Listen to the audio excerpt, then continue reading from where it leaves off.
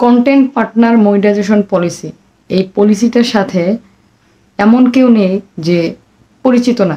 ফেসবুকে যারাই কাজ করতে আসছে, যারা প্রফেশনাল মোড অন করেছে, যারাই পেজ ব্যবহার করতেছে এবং যারাই ইনকাম করতে চাচ্ছে, তারা সকলেই কন্টেন্ট পার্টনার মনিটাইজেশন পলিসি খপ্পরে পড়েছে, অর্থাৎ রাসেল ভাইপারের মতো। তো এই বিষয়টা থেকে, অর্থাৎ এই পলিসি ইস্যুটা থেকে আপনারা কীভাবে মুক্তি পাবেন সেই বিষয়ে আমি আপনাদের সাথে কথা বলবো।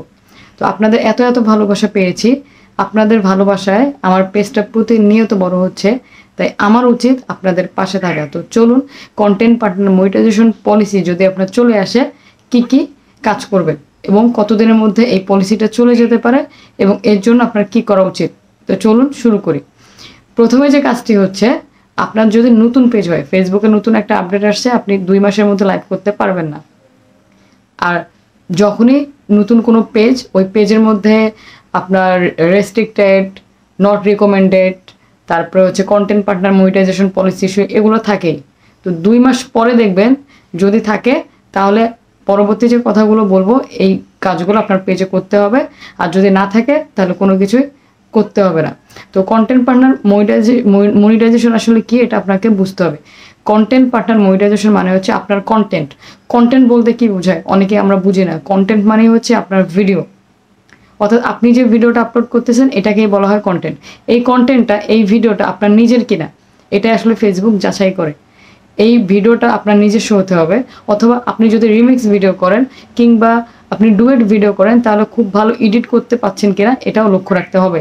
যদি আপনি খুব ভালো এডিট করতে না পারেন তাহলে এগুলোর মধ্যে যাবে না। তবে সবাই রিকমেন্ড করে আপনি মিউজিক ব্যবহার করা থেকে বিরত থাকবেন এবং ডুয়েট করা থেকে বিরত থাকবেন। এতে করে বিভিন্ন ধরনের পলিসি ইস্যু আসে, সেগুলো কথা বলবো না, কথা বলবো কন্টেন্ট পার্টনার মনিটাইজেশন পলিসি নিয়ে। তো আপনারা কি করবেন, আপনাদের কন্টেন্টগুলো নিজস্ব হতে হবে। 1 নাম্বার, কন্টেন্ট নিজস্ব হতে হবে। আপনি নিজস্ব ভিডিও আপলোড করতেছেন, তারপরেও কন্টেন্ট পার্টনার মনিটাইজেশন যায়নি, এটা আসলে কারোরই যায় না, কারণ এটা ফেসবুকের একটা বাগ।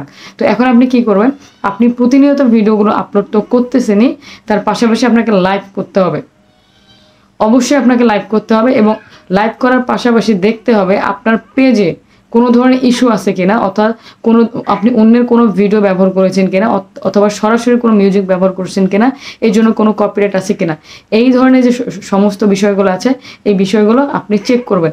চেক করার পর আপনি প্রতিদিন লাইভ করবেন এবং লাইভটা অবশ্যই চেষ্টা করবেন 40 মিনিটের উপরে। 1 ঘন্টার উপরে হলে তো খুবই ভালো। আপনি যখন প্রতিনিয়ত লাইভ করবেন, যদি আপনার সম্ভব হয় প্রতিদিনে লাইভ করবেন, যতদিন পর্যন্ত কন্টেন্ট পার্টনার মনিটাইজেশন পলিসিটা যায়নি।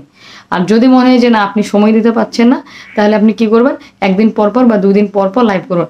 আপনাকে অবশ্যই যে কোনো ধরনের পলিসি আসলে লাইভ করতে হবে। আপনি যদি লাইভ করেন তাহলে আপনার পলিসি ইস্যুগুলো খুব দ্রুত চলে যাবে এবং এটাই হচ্ছে content partner monetization policy issue দূর করার উপায়। এর অন্য কোনো উপায় নাই। আপনাকে প্রচুর পরিমাণে লাইভ করতে হবে, প্রচুর পরিমাণে না, আপনাকে প্রতিদিন লাইভ করতে হবে 1 ঘন্টার উপরে। আমার যেমন 8 দিন সময় লেগেছিল, আমি টানা 8 দিন লাইভ করেছি। তার পরবর্তীতে গিয়ে দেখি কন্টেন্ট পার্টনার মনিটাইজেশন পলিসিটা চলে গেছে। কারো হচ্ছে 1 সপ্তাহে যায়, কারো 1 মাসে যায়। আপনার লাইভের পাশাপাশি আপনাকে মাথায় রাখতে হবে আপনার কপিরাইট ভিডিও আছে কিনা, ইস্যু আছে কিনা, তারপরে হচ্ছে আপনি অন্যের মিউজিক ব্যবহার করতেছেন কিনা, এই যে সমস্ত বিষয় বা রিকমেন্ডেড বা ফ্ল্যাগ কন্টেন্ট আছে কিনা, এই বিষয়গুলো চেক করার পাশাপাশি আপনাকে লাইভ করতে হবে। ইনশাল্লাহ আপনি যদি লাইভ করেন আপনার কন্টেন্ট পার্টনার মনিটাইজেশন পলিসি চলে যাবেন।